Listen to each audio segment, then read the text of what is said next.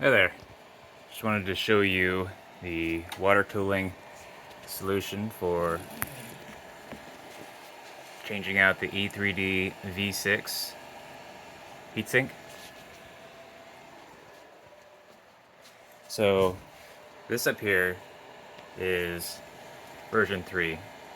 I have water coming in one side and out the other side, and it actually goes through a a series of different channels in order to get the most cooling possible out of the water flow. The cooling is using 8mm tube, comes around, and then I'm using this PC reservoir pump, and I have this 120mm radiator fan. And I found that that kept the heat creep down quite a bit. And then I started testing out this Peltier heat exchanger.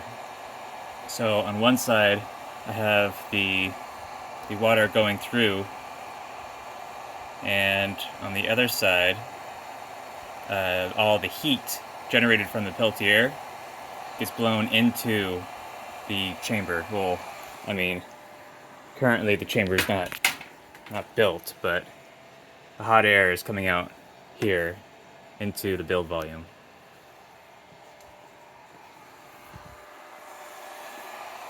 Originally, the Peltier was supposed to have two ducts. One on this side was actually to cool down the electronics.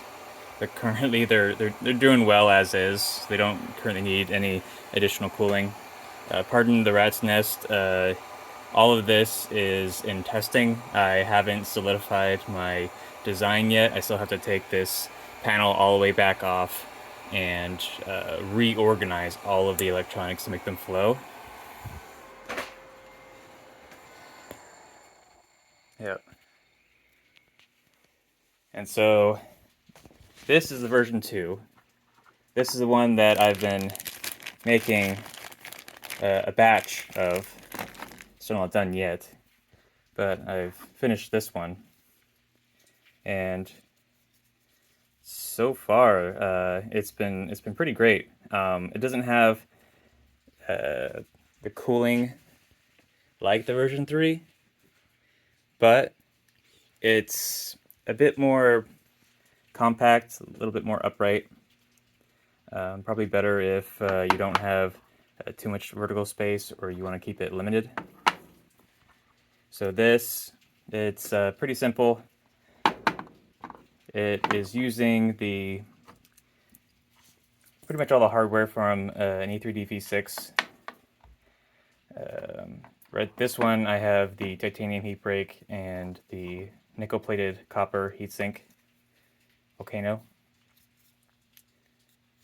And so the heat break for the E3D V6 goes up in here, and then I have a hollow threaded M6 that goes up in here, and this part you can actually take off, so you can attach whatever you want as long as it has M6 threading.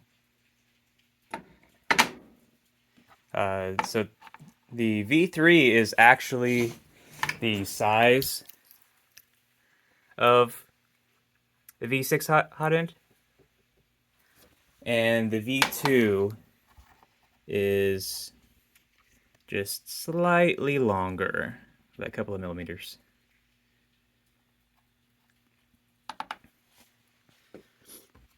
So you can get away with having the volcano hot end and not have to worry about that heat creeping up into here. Also, you can see right here, there's a spot for a thermistor. I mean, I could stick it wherever. I can put it here. That's just where the current design is. This was the version 1. Printed out on the MSLA printer. tested it. It did all right, but when I got quotes to have these parts machined, it was a bit more out of the wheelhouse. These, on the other hand, are a lot simpler to machine, and they do actually quite a good job of cooling. So much better than having either the stock 30mm, an upgraded 30mm, or even a 40mm fan on these.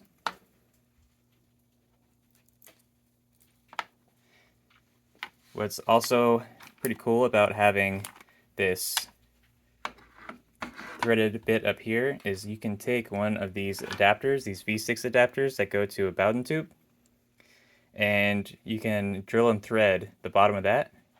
Just stick it in here, and you'll be able to use it in a Bowden setup as well, so you can get your extruder motor away from the heat.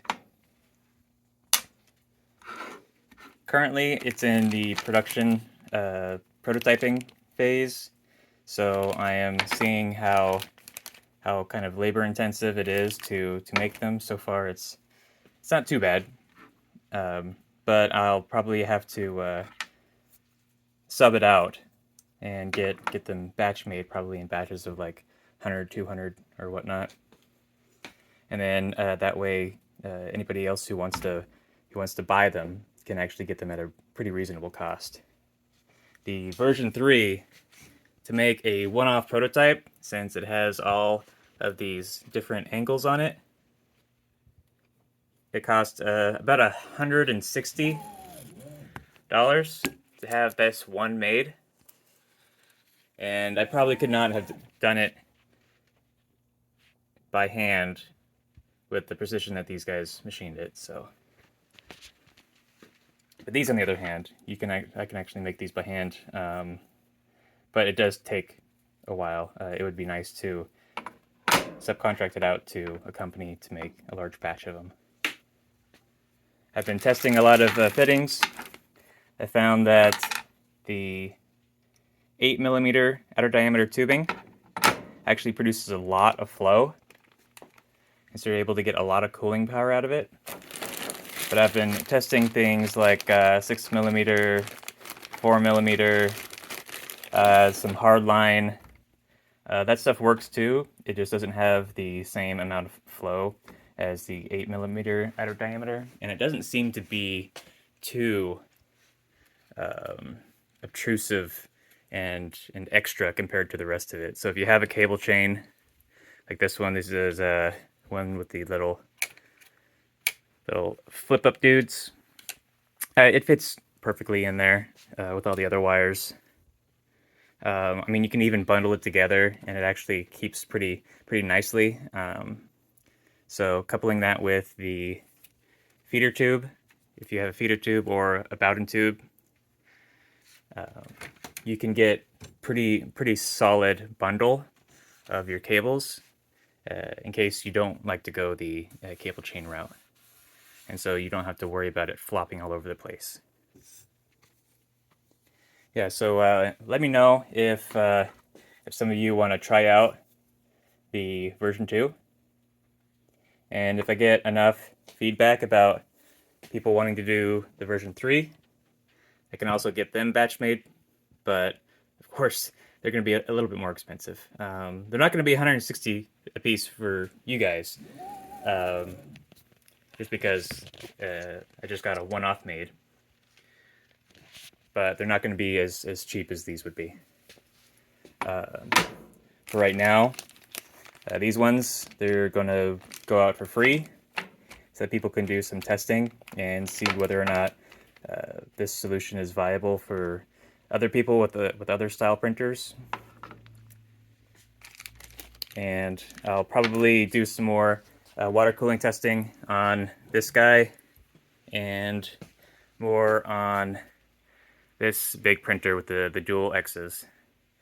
That is my next work in progress. All right, so let me know if you want to try this out. It's pretty easy to hook it up. You can use some of the same tubing for PC water cooling. It actually fits really nicely in the 12mm outer 8mm inner diameter tubing, just with a hose clamp. Or you can do a barbed reducer. I think you can also even get away with having a small water pump in a 5-gallon bucket of water just for all that thermal mass. But a long-term solution would be something that has a radiator to get rid of the heat, and then even a chiller to provide additional cooling.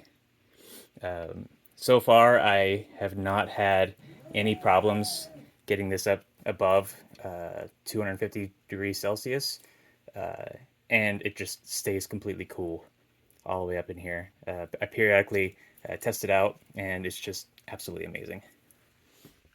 So yeah, let me know if you guys want to try this out. Let me know if you want to do the version 3, or just test out the version 2. And I'll see you later.